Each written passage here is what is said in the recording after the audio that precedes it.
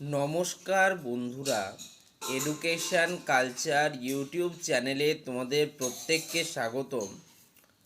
তো আমি পরশুদিন তোমাদের সাথে আলোচনা করছিলাম যে ডাব্লিউবিএসসিটির ফার্স্ট সেমিস্টারের রেজাল্ট আউট হওয়ার পর থেকেই বেশিরভাগ স্টুডেন্ট বা অনেক স্টুডেন্টের একটা জিনিস কিন্তু লক্ষ্য করা গেছে, সেটা হচ্ছে তাদের স্পেসিফিক কিছু সাবজেক্ট যেমন ম্যাথামেটিক্স, ফিজিক্স এবং ফিজিক্স, অ্যাপ্লাইড ফিজিক্স 1 এবং অ্যাপ্লাইড কেমিস্ট্রির মতো সাবজেক্টে প্রচুর পরিমাণে ব্যাকলগ বা সাপ্লি কিন্তু এসছে এবং অনেক স্টুডেন্টের ইয়ার ল্যাগের মতো ঘটনা কিন্তু ঘটেছে।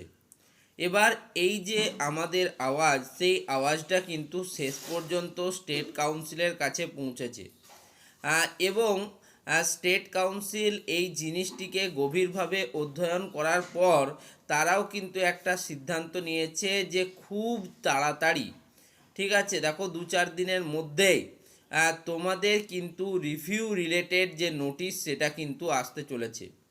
স্টেট কাউন্সিল যদিও অফিসিয়াল কোনো বিজ্ঞপ্তি বা নোটিফিকেশান আকারে বিষয়টা জানায়নি, তবুও মানে যেটা মনে হচ্ছে স্টেট কাউন্সিলের সাথে তোমরা জানো যে প্রত্যেকটা কলেজের প্রিন্সিপাল এবং প্রিন্সিপাল ইনচার্জ যারা রয়েছেন তারা যুক্ত থাকেন।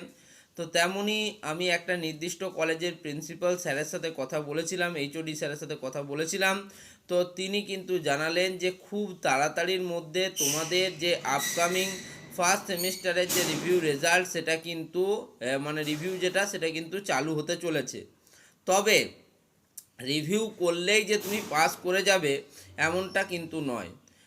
স্যার জানিয়েছেন যে রিভিউ করলে যদি দেখা যায় যে তোমার মার্কস পুটিংয়ে কোথাও অসুবিধা হয়েছে বা কোথাও তোমার নাম্বার দেওয়া হয়নি কোনো একটা বিশেষ পার্টে, ঠিক আছে, বা নাম্বার ক্যালকুলেশনে ভুল করা হয়েছে, এরকম জিনিস থাকলে কিন্তু তোমার রিভিউয়ে যদি কোনো সাবজেক্টে ধরো তোমার 24 নম্বরে পাস, তোমার আউট অফ 60তে 24 মার্কস পেতেই হবে পাস করার জন্য, ধরো তুমি 22 পেয়েছো, সেক্ষেত্রে সেই স্টুডেন্টদের কিন্তু তোমাদের এই যে রিভিউ করার পর তাদের কিন্তু পাস করে যাওয়ার একটা সম্ভাবনা রয়েছে।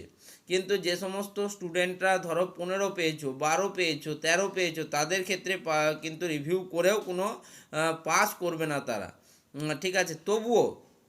তবুও আমি বলবো যাদের কনফিডেন্স রয়েছে তারা অবশ্যই কিন্তু এই রিভিউ প্রক্রিয়ায় অংশগ্রহণ করবে এবং আশা করছি যারা ভালোভাবে লিখে এসছো এক্সামিনেশনে ঠিকঠাকভাবে, তারা কিন্তু অবশ্যই এই রিভিউয়ের পর তাদের রেজাল্টের পরিবর্তন দেখবে।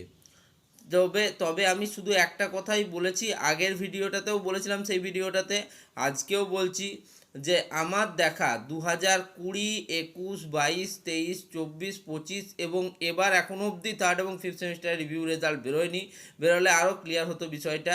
তো মিনিমাম 6 বছর যে সময়টা আমরা রয়েছি, সেই 6 বছরের মধ্যে খুব কম পরিমাণ স্টুডেন্টদেরই কিন্তু রিভিউ রেজাল্টে তাদের পাস করিয়ে দেওয়া হয়েছে অথবা তাদের কিন্তু ব্যাক বা সাপ্লি ক্লিয়ার হয়ে গেছে, এমন স্টুডেন্ট সংখ্যা যথেষ্ট কম, ঠিক আছে। হয় না কি একবারে হয় না কি এমনটা নয়, অনেক স্টুডেন্টের রিভিউয়ে তাদের ব্যাক বা সাপ্লি ক্লিয়ার হয়েওছে, কিন্তু সেই সংখ্যাটা হাতে গোনা কয়েকটি মাত্র। ধরো হয়তো 6 বছরে 80টা স্টুডেন্ট বা 100টা স্টুডেন্ট বা 120টা স্টুডেন্ট এরকম স্টুডেন্টের কিন্তু হয়েছে। পক্ষান্তরে ধরো 500টা স্টুডেন্টের কিন্তু রেজাল্টের কোনো রকম কোনো পরিবর্তন আসেনি রিভিউ করার পরেও, ঠিক আছে। সেখানে 500-র কাছে 120 সংখ্যাটা কিন্তু যথেষ্ট কম, ঠিক আছে, ওই জন্যই আমি বলছিলাম। তবে আমি বলবো প্রত্যেকে কিন্তু যদি রিভিউ আসে রিভিউ তোমরা করবে, রিভিউয়ের জন্য নোটিফিকেশানও পাবলিশ করা হবে। সর্বাধিক 3টে সাবজেক্টে কিন্তু রিভিউ করা যায়, যেটা থার্ড এবং ফিফথ সেমিস্টারের ক্ষেত্রে দেখা গেছিলো। তোমরা শুধুমাত্র থিওরি সাবজেক্টেই তোমরা রিভিউ করতে পারবে, প্র্যাকটিক্যাল বা সেশনাল সাবজেক্টে কিন্তু রিভিউ করা যায় না। যদি প্র্যাকটিক্যাল বা সেশনাল সাবজেক্টে কারো ফেল থাকার কারণে তার ইয়ার ব্যাক রয়েছে, সেক্ষেত্রে সেই স্টুডেন্টের কোনোভাবেই আর সেই ইয়ার ব্যাক ক্লিয়ার হবে না, কারণ সেশনাল সাবজেক্টে আগেই বলা থাকে সেশনাল সাবজেক্টে ফেল মানে কিন্তু ফেল। ওকে, তো সেক্ষেত্রে খুব তাড়াতাড়ির মধ্যে রিভিউ রিলেটেড কোনো খুশির খবর তোমাদের জন্য আনতে পারবো এটাই মনে হচ্ছে।